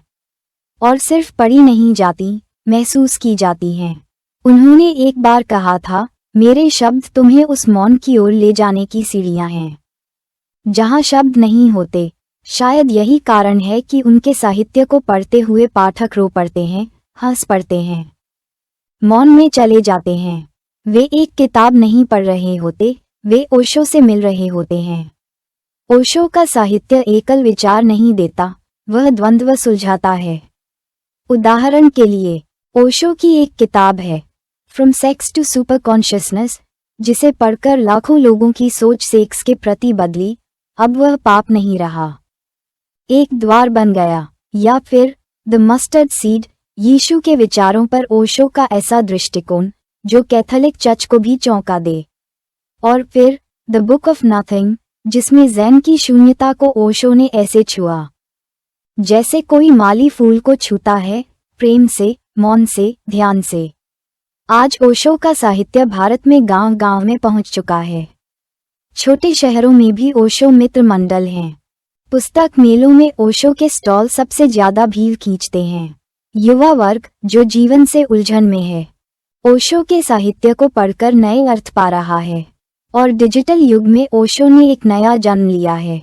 यूट्यूब पर करोड़ों व्यूज, इंस्टाग्राम पर quotes, Telegram channel, mobile apps, Osho की आवाज, उनका चेहरा, उनकी आंखों का मौन अब हर जेब में है। किसी समय जिन्हें विवादित गुरु कहा गया, आज वे आध्यात्मिक सुपरस्टार बन चुके हैं। लेकिन ओशो ने कभी प्रसिद्धि की परवाह नहीं की। उन्होंने कहा था, अगर मेरी मौत के बाद भी मेरे शब्द जीवित रहें, तो जान लेना मैं अभी भी यहाँ हूँ। और सच में वह यही है, हर पन्ने में, हर विचार में, हर मौन में। अब हम बढ़ते हैं उस पहलू की ओर जो ओशो के विचारों के सबसे विवादास्पद लेकिन गहरे रंग को उजागर करता है, ओशो का सेक्स के प्रति दृष्टिकोण और उससे जुड़ी सामाजिक प्रतिक्रिया। वह एक गर्म दोपहर थी जब ओशो ने पहली बार मंच से कहा, सेक्स को पाप मत बनाओ, इसे ध्यान का द्वार बना दो। भीड़ जैसे सुन्न हो गई थी। लोगों की आंखों में सवाल थे, कुछ में गुस्सा, कुछ में जिज्ञासा, लेकिन ओशो की आंखों में सिर्फ मौन था, गहरा, बेधने वाला। सेक्स एक ऐसा विषय जिसे समाज ने पर्दों में छुपा दिया था, जिसे पवित्रता के मुखौटे पहनाए गए थे, जिसे या तो विकृति की तरह देखा गया या नैतिकता की तलवार से काटा गया। लेकिन ओशो ने उसे उसी स्वर में छुआ जैसे कोई ऋषि समाधि की बात करता है। ओशो ने सेक्स को वर्जना नहीं माना, उन्होंने उसे समझा और समझाया। उन्होंने कहा, मनुष्य की ऊर्जा की पहली अभिव्यक्ति सेक्स है। अगर तुम इसे दबाओगे तो ये कुंठा बनेगा, लेकिन अगर तुम इसे ध्यान से देखोगे तो यह ऊर्ध्वगामी हो सकती है, ये प्रेम बन सकती है, करुणा बन सकती है, ध्यान बन सकती है। उन्होंने साफ कहा, from sex to super consciousness is the journey. Osho का ये दृष्टिकोण न केवल भारत में बल्कि पूरी दुनिया में हलचल बन गया। पत्रकारों ने उन्हें सेक्स गुरु कहा, आलोचकों ने उन्हें अनैतिक करार दिया और धार्मिक संगठनों ने उनका खुलकर विरोध किया। लेकिन ओशो ने न आलोचनाओं की परवाह की, न अपमान की। उन्होंने हंसते हुए कहा, मुझे जो कहना है वो कहूंगा, चाहे पूरा संसार नकार दे, सत्य के लिए अकेले खड़ा होना पड़े तो भी ठीक है। उन्होंने सेक्स को शुद्धता के साथ देखा, उसे दूसरे दरवाजे की तरह प्रस्तुत किया जहां प्रवेश करके साधक अग्नि की भट्टी से गुजरता है। उनका मानना था कि सेक्स पर मौन से अधिक ध्यान, प्रेम से अधिक करुणा और स्वीकृति से अधिक सुंदर कुछ नहीं हो सकता। वह कहते थे, सेक्स से भागो मत, क्योंकि जिससे तुम भागते हो वही तुम्हें पकड़ता है। देखो उसे, पूरे होश से देखो, बिना दोष दिए, बिना पूजा किए। फिर देखना, वह बदलता है, वह आनंद में रूपांतरित होता है। लेकिन समाज तैयार नहीं था। भारत जैसे देश में जहां कामसूत्र की परंपरा रही है, वहां भी सेक्स एक सामाजिक अपराध बन गया था। ओशो जब इस विषय पर बोले तो लोगों ने शोर मचाया, उन्हें प्रतिबंधित करने की मांग की। उनके आश्रम पर सवाल उठाए गए, पर ओशो ने इन सब को भी ध्यान से देखा। उन्होंने कहा, अगर तुम सत्य बोलोगे तो दुनिया तुम्हें सूली पर चढ़ा देगी, लेकिन क्या तुम चुप रहकर झूठ के साथ जीना चाहते हो?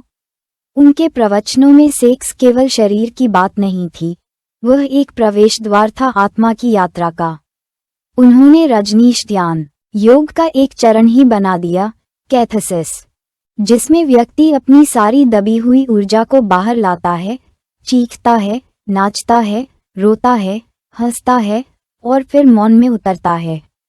सेक्स, ध्यान और चेतना को एक सूत्र में पिरोना, यह ओशो की मौलिकता थी। उनकी किताब संभोग से समाधि की ओर, from sex to super consciousness, ने भारत में तहलका मचा दिया। कुछ लोगों ने उसे प्रतिबंधित करने की मांग की, लेकिन हजारों युवाओं ने उसे पढ़कर अपनी जिंदगियों की दिशा बदली। आज जब दुनिया सेक्स के प्रति खुल रही है, ओशो के विचार और भी प्रासंगिक लगते हैं। उन्होंने जिस बेबाकी से कहा था, सेक्स पाप नहीं है, ये ईश्वरीय शक्ति का बीज है, वह आज साइकोलॉजी, न्यूरोसाइंस और रिलेशनशिप थेरेपी में गूंजता है। एक बार एक महिला उनसे पूछती है, ओशो, क्या सेक्स और ध्यान एक साथ संभव हैं?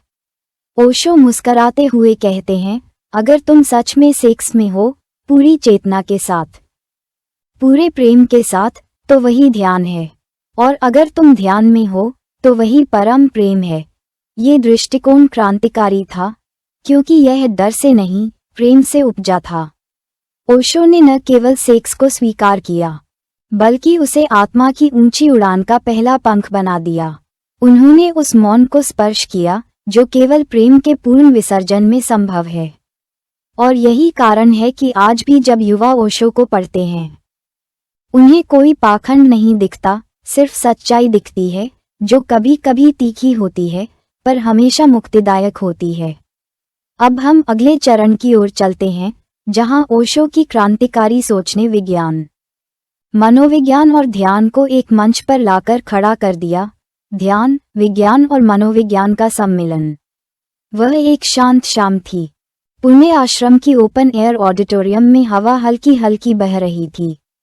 सूरज ढल रहा था और आकाश हल्के नारंगी रंग में रंगा जा रहा था।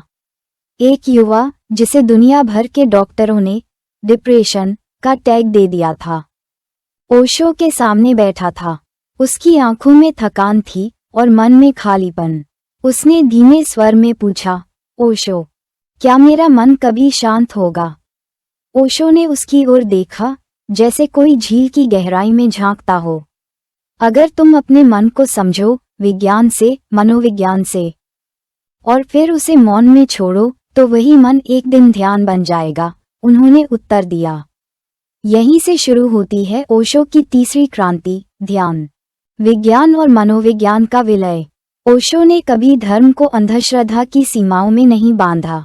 उन्होंने हमेशा तर्क, विज्ञान और अनुभव की कसौटी पर हर बात को परखा। उनका कहना था, ध्यान कोई धार्मिक अभ्यास नहीं है, यह एक प्रयोग है, बिल्कुल उसी तरह जैसे विज्ञान में होता है।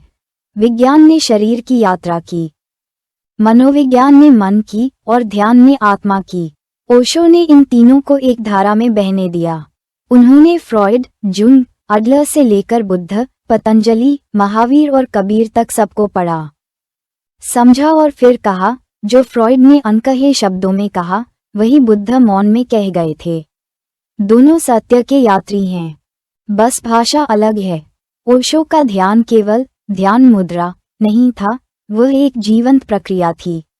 वह कहते थे, तुम तब भी ध्यान में हो सकते हो जब तुम खाना खा रहे हो, जब तुम चल रहे हो, जब तुम किसी से प्रेम कर रहे हो। ध्यान केवल बैठना नहीं है, वह जीने का तरीका है, जागरूक होकर। ये जागरूकता ही वह सेतु थी जो विज्ञान, मनोविज्ञान और ध्यान को जोड़ती है। उनके ध्यान तकनीकों में डांस है, हंसी है, रोना है, चिल्लाना है और फिर शून्यता में उतरना है। तुम्हारे भीतर जो अशांति है, वह बाहर निकले बिना ध्यान नहीं आ सकता, ओशो कहते थे। इसलिए उन्होंने डायनेमिक मेडिटेशन बनाई, 5 चरणों वाली ध्यान विधि, जो शुरू होती है उन्माद से और समाप्त होती है मौन में। यहाँ विज्ञान है, शरीर की बायोलॉजिकल ऊर्जा को गति देना। यहाँ मनोविज्ञान है, अवचेतन की परतें हटाना। और फिर ध्यान है, चुपचाप साक्षी भाव में ठहर जाना। ओशो की किताबें, the psychology of the esoteric, meditation, the art of ecstasy, the book of secrets, सभी इस त्रिकोण पर टिकी हैं।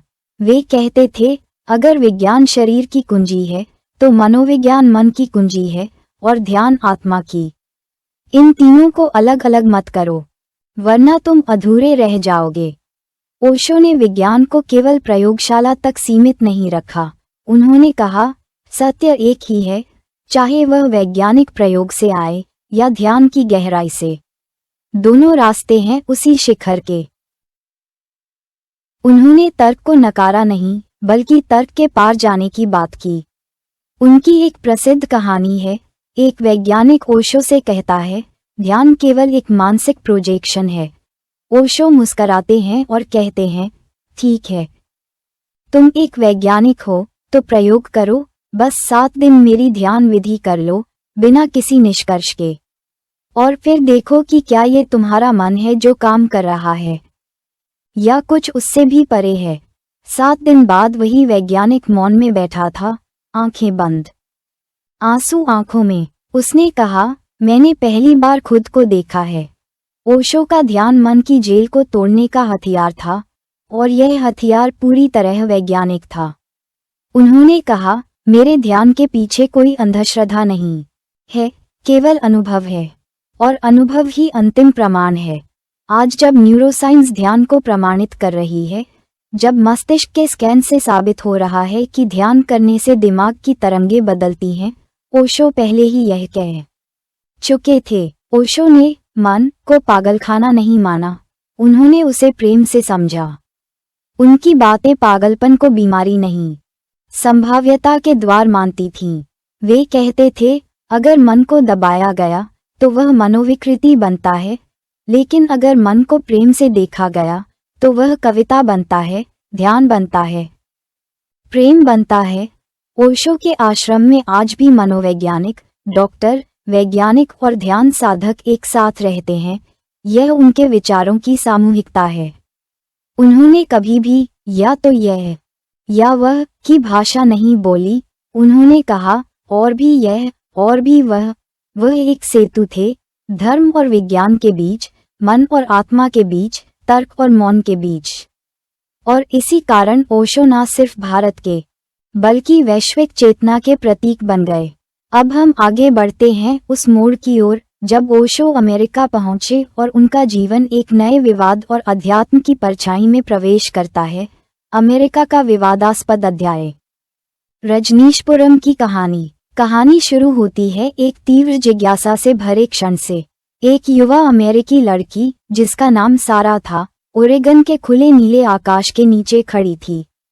दूर मैदानों में लाल रंग के वस्त्रों में लिपटे हजारों लोग एक शांतिपूर्ण समुदाय में जीवन जी रहे थे। हवा में मंत्र गूंजते थे और शाम के झुरमुट में ध्यान की घंटियां बजती थीं।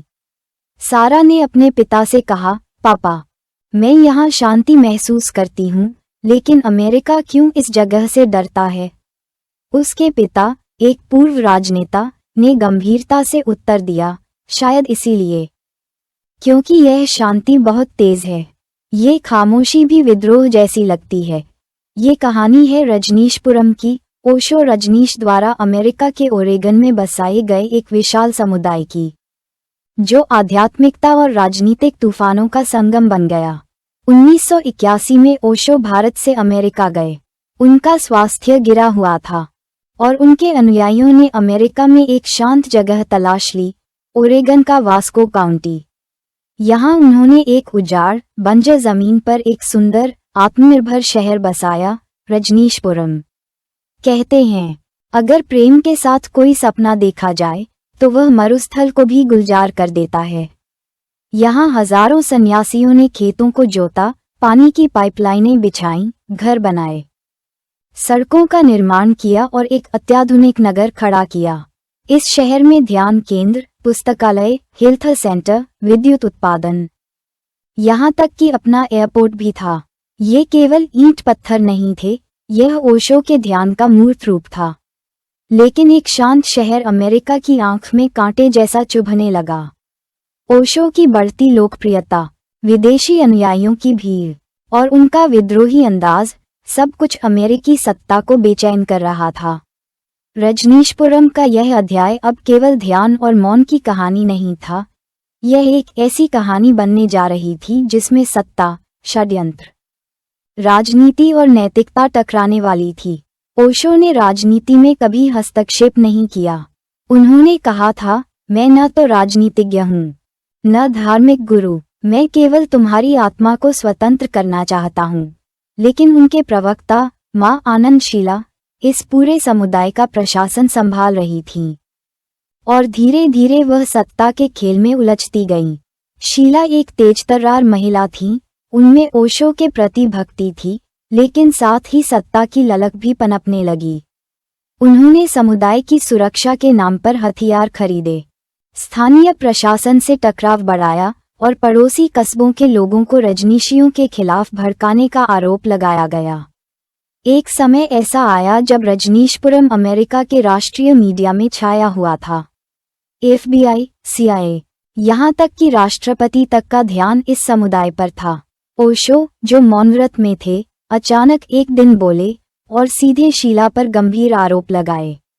शीला पर आरोप लगे जहर देने, जासूसी करवाने और ओशो को छिपा कर रखने के।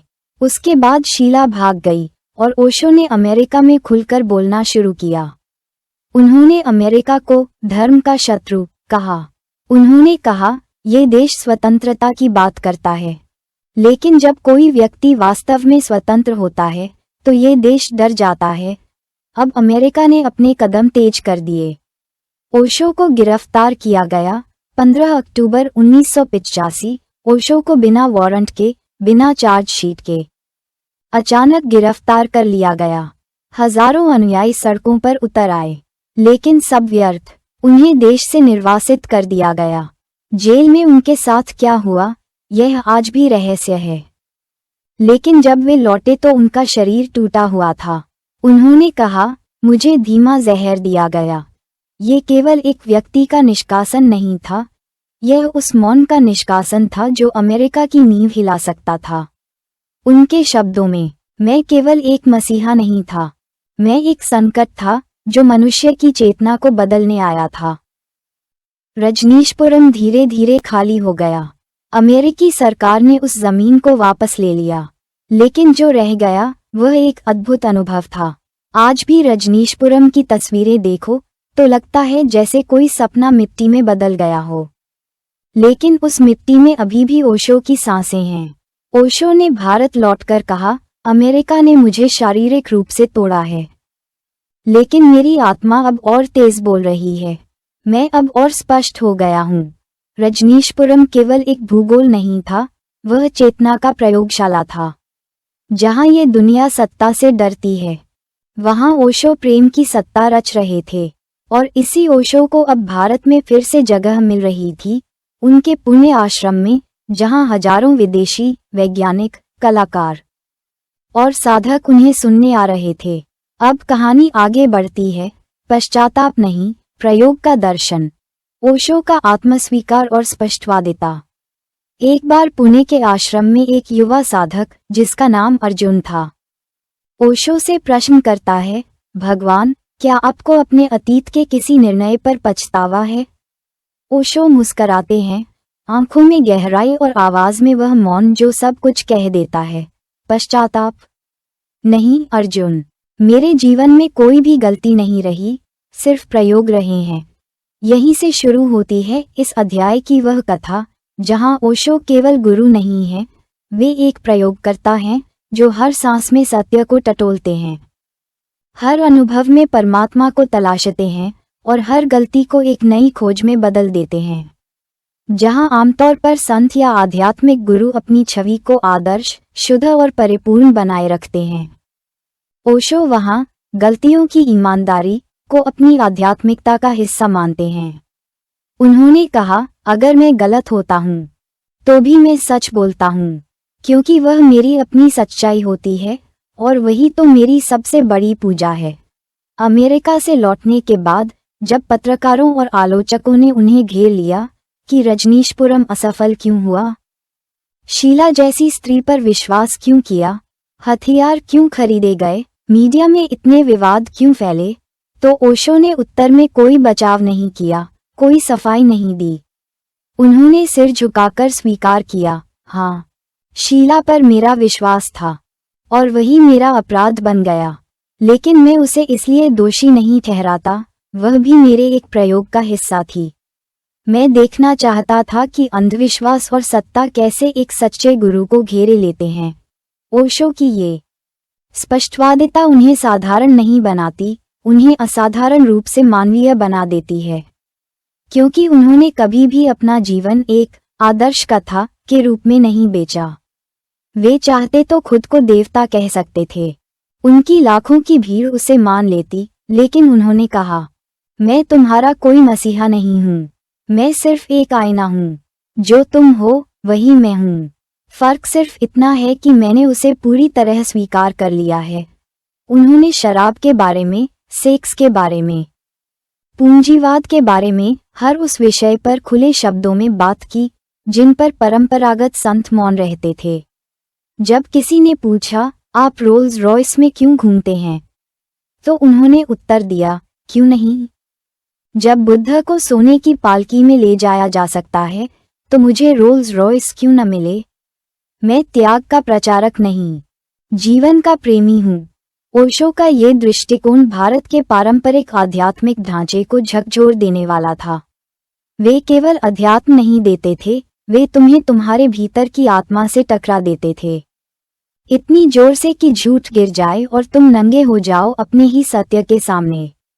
उनकी स्पष्टता ने आलोचना को बुलाया, लेकिन उसी स्पष्टता ने उन्हें उन लोगों का देव बना दिया जो ईमानदारी की भूख में थे।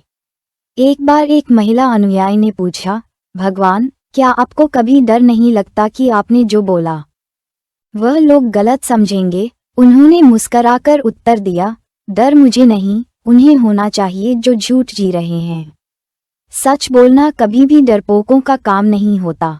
ये था ओशो का दर्शन, कोई पछतावा नहीं, केवल प्रयोग, कोई ढोंग नहीं, केवल सच्चाई, कोई दिखावा नहीं, केवल होना।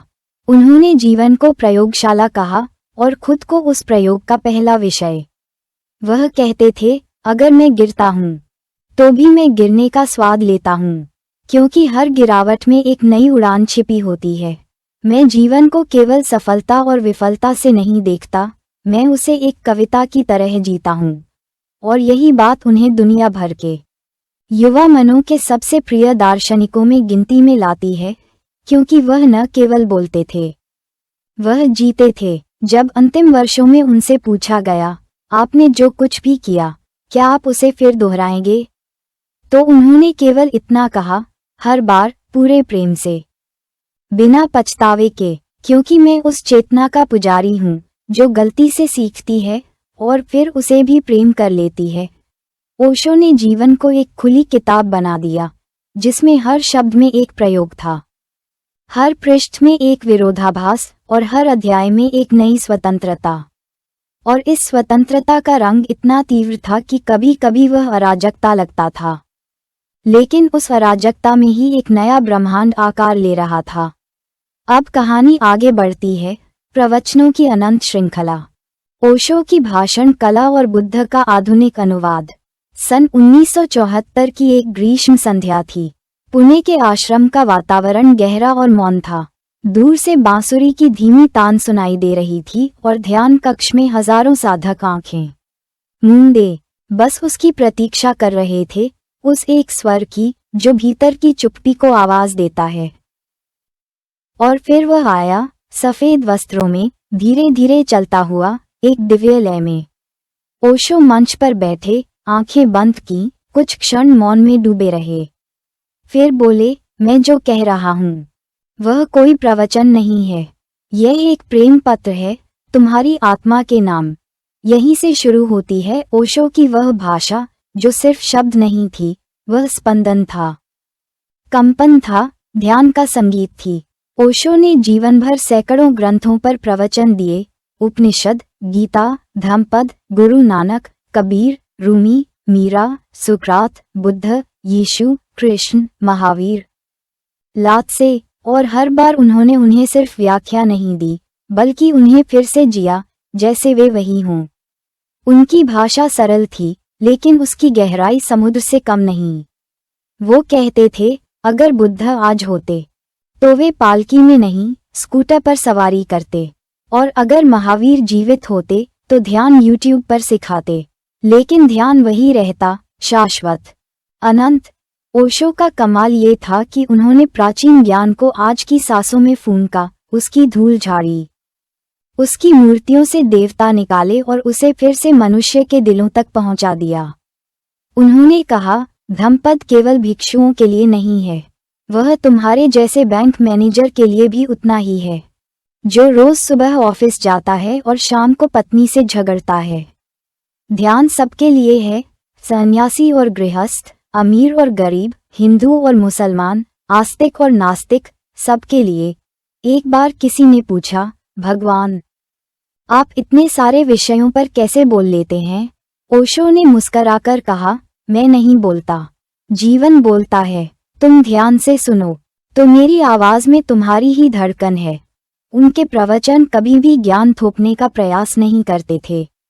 वे तो ऐसे थे जैसे कोई माँ बच्चे को कहानी सुना रही हो, जिसमें गहराई भी हो, चुलबुलापन भी, रहस्य भी और प्रेम भी। ओशो की आवाज में एक जादू था। वह कभी फुसफुसाते थे, जैसे कोई रहस्य हो जो सिर्फ तुम्हारे लिए है। कभी हंसते थे, जैसे पूरी ब्रह्मांड की मस्ती उसी एक क्षण में आ गई हो।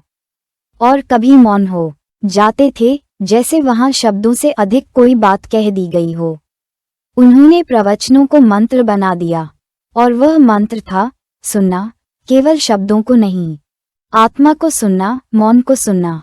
प्रवचन उनके लिए कोई भाषण नहीं था, वह ध्यान का सेतु था। इसलिए उन्होंने कहा, अगर तुम मुझे सुनते हो सिर्फ समझने के लिए, तो तुम चूक जाओगे, लेकिन अगर तुम मुझे सुनते हो प्रेम से, मौन से, तो तुम बदल जाओगे। और यही हुआ, लाखों लोग ओशो के प्रवचनों को सिर्फ सुनने नहीं, जीने लगे। एक साधक, संजना, जो जीवन भर अवसाद में रही थी, एक दिन ओशो के ध्यान के साथ द्वार पर प्रवचन सुनते हुए अचानक फूट फूट कर रो पड़ी। उसने कहा, भगवान, मुझे पहली बार ऐसा लगा कि कोई मेरे अंदर उतर आया, मुझे मेरी ही परतों से मिला दिया। ऐसे ही हजारों उदाहरण हैं, जहां ओशो की वाणी शब्दों से परे कोई स्पर्श बनकर लोगों के जीवन को दिशा देने लगी। ओशो के प्रवचनों की एक और विशेषता थी उनका हास्य। वह गूढ़ विषयों के बीच भी चुटकुले सुनाते थे, जोर से हंसते थे, दूसरों को भी हंसने के लिए उकसाते थे। किसी ने पूछा, क्या ये प्रवचन में शोभा देता है? ओशो ने उत्तर दिया, क्या ब्रह्मांड गंभीर है? क्या फूल गंभीर हैं? क्या चिड़ियां ध्यान मुद्रा में बैठती हैं? नहीं, वे हंसती हैं, चहचहाती हैं, नाचती हैं, और यही ध्यान है। मैं भी वही कर रहा हूँ जो जीवन करता है। इसलिए ओशो के प्रवचन सिर्फ सुनने के लिए नहीं होते, वे होते हैं भीतर उतरने के लिए। ओशो की यही प्रवचन कला, उनके लाखों घंटे रिकॉर्डिंग्स अब तक दुनिया भर में सबसे ज्यादा सुनी जाने वाली आध्यात्मिक सामग्री बन चुकी है, हर भाषा में, हर मंच पर। क्योंकि उनका ज्ञान किताबों में बंद नहीं था, वह धड़कनों में खुलता था। और इस ज्ञान की गहराई ने ही उन्हें एक ऐसे गुरु के रूप में स्थापित किया जो किसी धर्म का नहीं, बल्कि ध्यान का धर्म देता था, जो किसी पंथ का नहीं, बल्कि चेतना का पथ खोलता था। अब यही कथा बढ़ती है अगले अध्याय की ओर, मृत्यु का आलिंगन, अंतिम समय। मौन और ओशो की विदाई। वह जनवरी की एक सर्द दोपहर थी। पुणे आश्रम में गहराता हुआ मौन फैला हुआ था। हर शाख, हर पत्ता जैसे थमा हुआ था। साधक ध्यान कक्ष में बैठे थे, पर हवा भी जैसे रोके हुए सांसें चल रही थी। कुछ अनकहा घटने वाला था, और फिर जैसे कोई अदृश्य घंटी बजी हो, एक समाचार आश्रम के कोने कोने में गूंज गया, ओशो अब शारीरिक रूप से हमारे बीच नहीं है। यह वाक्य इतना सीधा था, पर उसका अर्थ अथाह था। जैसे कोई पहाड़ अचानक खिसक गया हो, जैसे कोई सूरज चुपचाप अस्त हो गया हो, बिना शोर के, बिना विदाई के। लेकिन ओशो की मृत्यु नहीं थी। यह उनके जीवन की सबसे बड़ी घोषणा थी कि जीवन कभी मरता नहीं। और जिस शांति से उन्होंने शरीर छोड़ा, वह मृत्यु नहीं, आलिंगन थी, जीवन की अनंतता का आलिंगन। कई महीने पहले से ही ओशो अपने शरीर के कमजोर होने की बात कर रहे थे। उन्होंने कहा था, मेरा शरीर अब साथ नहीं दे रहा, लेकिन मैं यहाँ हूँ, और जब मैं शरीर में नहीं होऊंगा, तब भी मेरे प्रवचन, मेरा मौन, मेरी दृष्टि, मेरी उपस्थिति, ये सब तुम्हारे साथ रहेंगे। एक दिन उन्होंने बहुत धीरे कहा, जब मेरा शरीर नहीं रहेगा, तब मेरी जगह सिर्फ फूलों से भर देना, और मेरी तस्वीर के नीचे सिर्फ एक वाक्य लिखना, Osho, never born, never died, only visited this planet Earth between December 11, 1931 and January 19, 1990। कितना अद्भुत जीवन दर्शन था ये, कि जन्म और मृत्यु केवल देह के पड़ाव हैं, चेतना का नहीं। उनके अंतिम दिनों में वे अधिकतर मौन में रहते थे, बहुत कम बोलते, लेकिन जब भी बोलते, शब्द नहीं, शून्यता बहती थी, जैसे गहराइयां खुद चलकर तुम्हारे पास आ रही हों। एक शाम उन्होंने कुछ शिष्यों से कहा, अब समय आ रहा है जब मैं मौन हो जाऊंगा। लेकिन मौन का अर्थ अनुपस्थिति नहीं है। मौन का अर्थ है, मैं और भी गहराई से तुम्हारे भीतर समा जाऊंगा। और जब अंतिम क्षण आया, तब ओशो ने किसी को बुलाया नहीं, कोई शोर नहीं मचाया। वे ध्यान की स्थिति में ही थे, आंखें बंद, मुस्कुराहट चेहरे पर, और जैसे ध्यान की किसी लहर में धीरे धीरे विलीन हो गए। न कोई भय, न कोई चिपकाव, जैसे किसी ने अपने प्रिय को चुपचाप विदा किया हो, मुस्कराते हुए। उनकी देह को सफेद वस्त्रों में लपेटा गया और जिस कक्ष में वे रहते थे वहां हजारों फूल बिछाए गए। हर साधक, हर शिष्य चुपचाप आंखें बंद किए बैठा रहा, कोई रोया नहीं। क्योंकि रोना तो वहां होता है जहां कोई जाता है। पर ओशो गए नहीं थे, वे एक रूप से दूसरे रूप में बदल गए थे। उनकी अंतिम विदाई कोई शोक सभा नहीं थी, वह तो एक मौन महोत्सव थी। साधक बांसुरी बजा रहे थे, ध्यान चल रहा था और ओशो का स्वर एक एक हृदय में गूंज रहा था, मैं हूं, जब तक तुम मौन में हो, जब तक तुम प्रेम में हो, जब तक तुम चेतना में हो। उनकी चिता पर फूलों की वर्षा हुई और जैसा उन्होंने कहा था, कहीं कोई तस्वीर नहीं रखी गई, कोई पूजा नहीं हुई, कोई धर्म का प्रतीक नहीं था।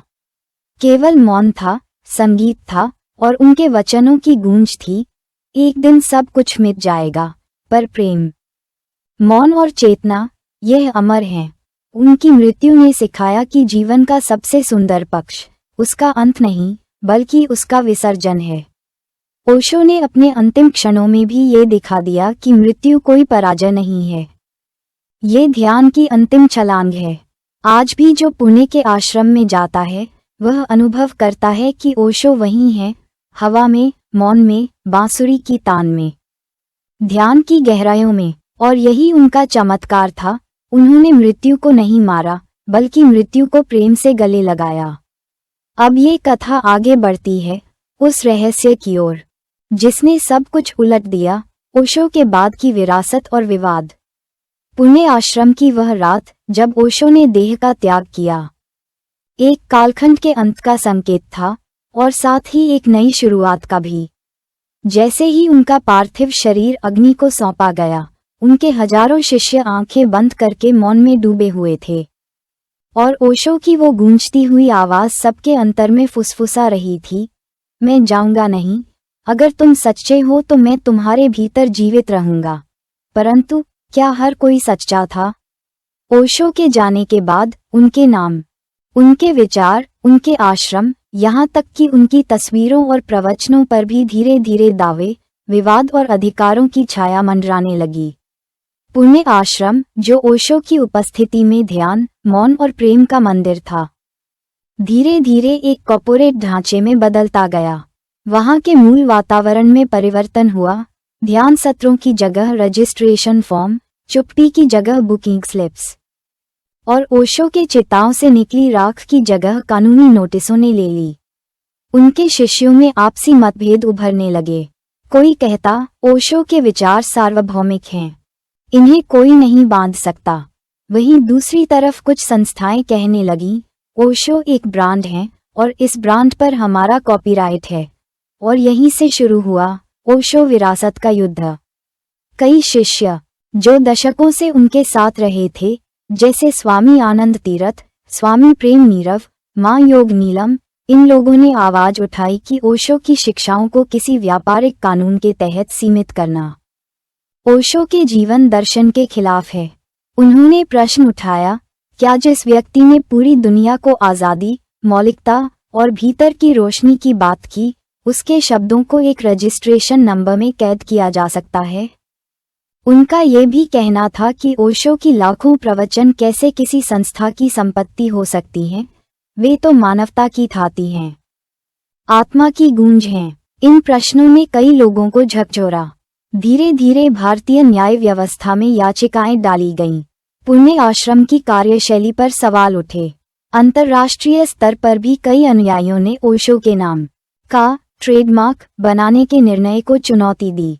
और उस संघर्ष के बीच कुछ लोग थे जो ओशो की एक बात को जीते जा रहे थे, अगर तुम मुझे पाना चाहते हो तो मुझसे लड़ो नहीं, अपने भीतर झांको। लेकिन हर किसी ने यह बात नहीं मानी। 2000 के दशक में ओशो के प्रकाशनों, सीडी, वेबसाइट, ध्यान तकनीकों, इन सब पर व्यावसायिक नियंत्रण शुरू हुआ। आश्रम में प्रवेश के लिए फीस, ड्रेस कोड, तकनीकी नियम, ये सब एक सामान्य साधक के अनुभव को कठोर और कृत्रिम बना रहा था। कुछ पुराने सन्यासी कहने लगे, यह अब ओशो का आश्रम नहीं रहा, यह अब एक कंपनी है। और कहीं न कहीं उस वाक्य में दुख था, पीड़ा थी और साथ ही एक प्रश्न, क्या ओशो की विरासत को बचाया जा सकता है? इन वर्षों में कई वैकल्पिक संस्थान भी उभरे, जैसे ओशो धारा, ओशो तपोवन, ओशो मिशन, जिन्होंने पुणे के एकाधिकार से बाहर निकलकर ओशो की शिक्षाओं को जनता तक पहुंचाने की कोशिश की।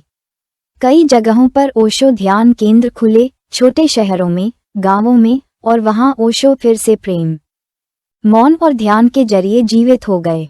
सोशल मीडिया पर भी ओशो के वचनों की सुनामी सी आई, लाखों युवा उनके वीडियो सुनने लगे और ओशो एक बार फिर से रिबेल गुरु की तरह भारतीय मानस में लौट आए। आज भी ओशो को लेकर मतभेद हैं, कोई उन्हें मसीहा कहता है, कोई पाखंडी, कोई उन्हें ध्यान का सम्राट कहता है, तो कोई उन्हें विवाद का जन्मदाता। लेकिन एक बात सभी मानते हैं, ओशो को नजरअंदाज नहीं किया जा सकता। वह अग्नि बन चुके हैं, जो जहां भी लगेगी परिवर्तन ला देगी। इसलिए जब कोई पूछता है, ओशो के बाद क्या हुआ, तो उत्तर सरल है, ओशो कभी गए ही नहीं। उनके नाम पर हो रहे विवाद, उनकी विचारधारा के चारों ओर घूमती राजनीति, उनकी पुस्तकों की बिक्री, उनके वीडियो की लोकप्रियता, ये सब ओशो के जीवित होने का प्रमाण है। और अब जब हम इस गाथा के अंत पर पहुंचते हैं, तो ये केवल जीवन कथा नहीं है, यह एक चेतना यात्रा है जो एक गांव के बच्चे से शुरू होकर एक वैश्विक क्रांति में बदल गई। ये कहानी नहीं, ये प्रेम, विद्रोह, मौन और मुक्ति का ऐसा संगम है जो जीवन भर साथ रहता है। ओशो कहते थे, मैं तुम्हारे भीतर हूँ। अगर तुम मौन हो, अगर तुम प्रेम में हो, अगर तुम अपने से ईमानदार हो, तो मैं तुम्हारे बहुत पास हूँ, तुम्हारी सांसों के बीच। और इस आखिरी वाक्य के साथ ये प्रेम कहानी पूर्ण होती है, पर खत्म नहीं होती, क्योंकि ओशो कभी खत्म नहीं होते। धन्यवाद। यदि आप हमारी मेहनत की सराहना करते हैं तो कृपया इस पोस्ट को लाइक और शेयर करें और हमारे इस चैनल को सब्सक्राइब करें।